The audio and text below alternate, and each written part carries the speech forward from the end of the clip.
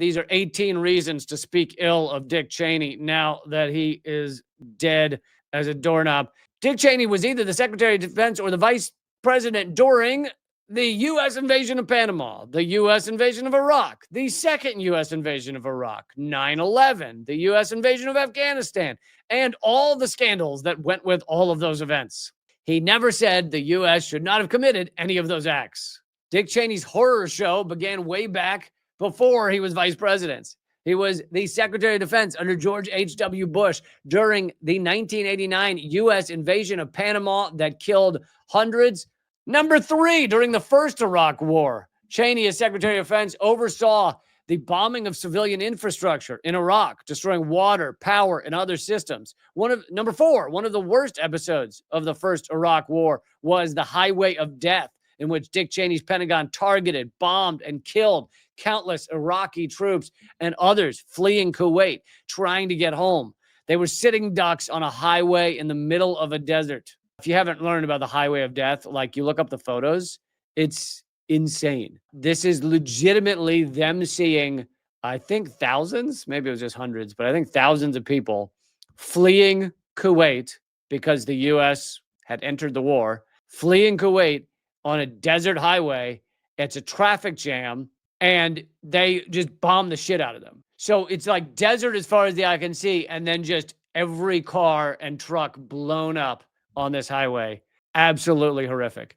Number 5, he led the House GOP because he was also a member of Congress, because we apparently voted for him at some point, or some Americans did. He led the House GOP in the effort to defend President Ronald Reagan during the Iran-Contra affair. Number 6, Cheney lobbied to keep Nelson Mandela imprisoned, even though he had already been in prison for 22 years. Congress didn't have the power to end the apartheid in South Africa or to free Nelson Mandela, but it was a congressional bill saying that should happen, that the apartheid should end, Mandela should be freed.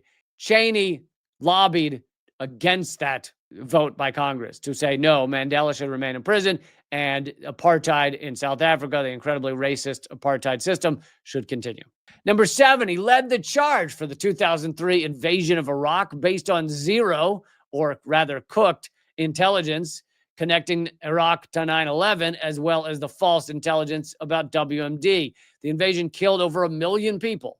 The vast majority were innocent civilians. I think that's probably the one that most people remember, is the WMD bullshit. And as we know from Wesley Clark, who said he was inside the Pentagon, that they, within days, it was just a couple of days from 9/11, they already had a list of 7 countries they were going to invade and destroy, including Iraq, Libya, Iran, Syria. Pretty much all of them have come true, with the exception of Iran succeeding. Now, they have bombed Iran. Trump killed their top general. Trump with Israel has killed a lot of their military's top generals more recently. So they have attacked Iran many times. They've also assassinated, with the help of Israel, or rather Israel with the help of the U.S., assassinated many Iranian scientists. Number 8, he led the charge for the 2001 U.S. invasion of Afghanistan. Estimates of the number of people murdered during that 20-year war vary, but it's definitely over 500,000. Number 9, Cheney was both one of the architects and the key voices behind the global war on terror, which included Afghanistan and Iraq, right? Which is more accurately called the global war of terror. Between the U.S. military and economic attacks on Yemen, Syria, Libya, Iraq, Afghanistan, and Pakistan, the number of people murdered is likely close to 6 million. Cheney was one of the architects and the biggest voices and the most powerful voices behind this effort that has killed 6 million people. And in this article that I put up at Substack, I include the chart from Nafeez Ahmed that shows the breakdown of the numbers. Yemen, 560,000. Syria, 2.5 million. Libya, 136,000. Iraq, 1.4 to 1.5 million. Afghanistan, 880,000. Pakistan, 335,000. Now, that includes both direct deaths and indirect deaths, and the total is around 6 million people dead.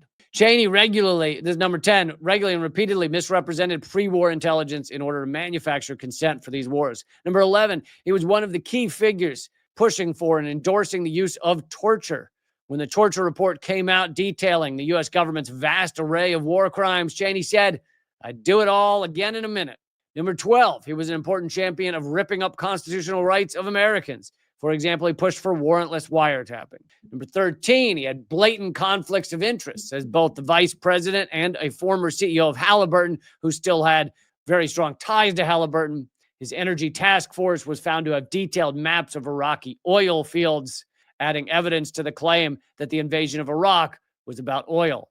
Number 14, Cheney was one of the nation's most prodigious war profiteers. Number 15, he helped weaken checks and balances on presidential power, thereby giving a dictator's toolkit to Donald Trump or whoever comes after him or whoever came before him. 16, he created a framework of secretive policymaking, allowing for abuse of power and heavily decreasing civilian oversight of corruption. Number 17, as CEO of Halliburton, one of the world's largest fracking and oil companies, Cheney gave humanity a big push in the direction of probable doom as the planet heats up and the environment attempts to sustain. Number 18, last but not least, he shot his friend Harry Whittington in the face with a shotgun. Once out of the hospital, Whittington apologized to Dick Cheney for having his face in the way of Dick Cheney's gun. If you want all of those details to share with friends, to remind people what exactly Dick Cheney did, that is at realleecamp.substack.com. I conclude by saying Dick Cheney was not just a war criminal, not just a pro-torture psychopath, not just a harbinger of doom who led the charge that killed 6 million innocent people. He was also a loving husband and father. And therefore, we shouldn't speak ill of him now that he's passed. I'm kidding. Fuck that lunatic. So there you go. Thought that was nice. That was a nice little closing line.